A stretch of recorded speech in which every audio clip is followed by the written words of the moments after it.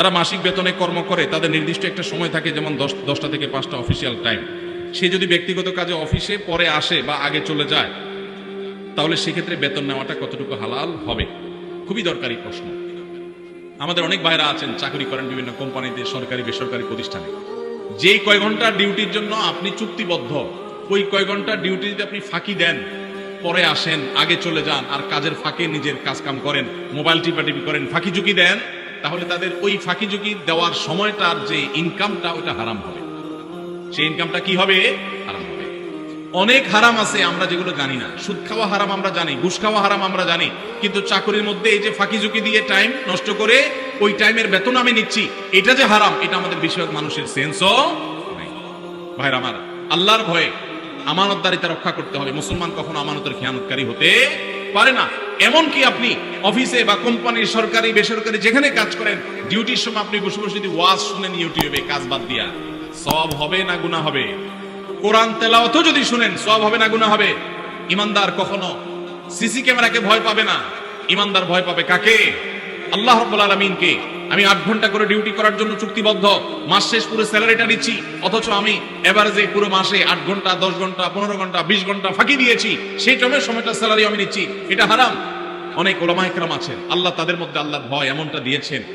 টুমচর আলিয়া মাদ্রাসা বাংলাদেশের সবচেয়ে প্রাচীন মাদ্রাসাগুলোর একটা, সবচেয়ে পুরাতন মাদ্রাসাগুলোর, শতবর্ষী মাদ্রাসাগুলোর একটা হলো লক্ষ্মীপুর জেলার টুমচর আলিয়া মাদ্রাসা। টুমচর আলিয়া মাদ্রাসা প্রিন্সিপাল ছিলেন শেখ হারুন আল মাদানী হাফিজাহুল্লাহ, এখনো বেঁচে আছেন, সিনিয়র আলেমে দ্বীন, লক্ষ্মীপুরের কৃতি সন্তান।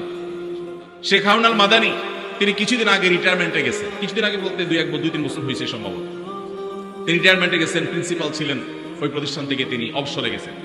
অবসরে যাওয়ার সময় তিনি যা সুযোগ সুবিধা পেয়েছেন, সেখান থেকে একটা চেক লিখে একটা বড় অ্যামাউন্ট, কয়েক লাখ টাকার একটা অ্যামাউন্ট তিনি মাদ্রাসার ফান্ডে দিয়ে দিয়েছেন।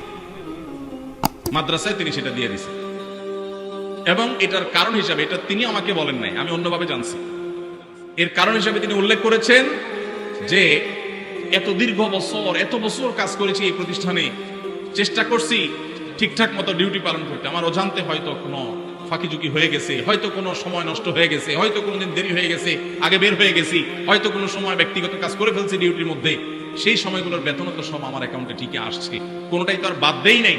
এই জন্য কিয়ামতের ময়দানে যেন দাঁড়ায় থাকতে না হয়, জান্নাতের পথে যেন বাধা হয়ে না দাঁড়ায়, এই জন্য কিছু টাকা, এর চেয়ে বেশি হবে না, এর কমই থাকবে, একটু বাড়ায়া সতর্কতামূলক দিলাম আমি দায়মুক্ত হওয়ার জন্য। মানুষ এখনো পৃথিবীতে আছে, সংখ্যায় কম, কিন্তু আছে।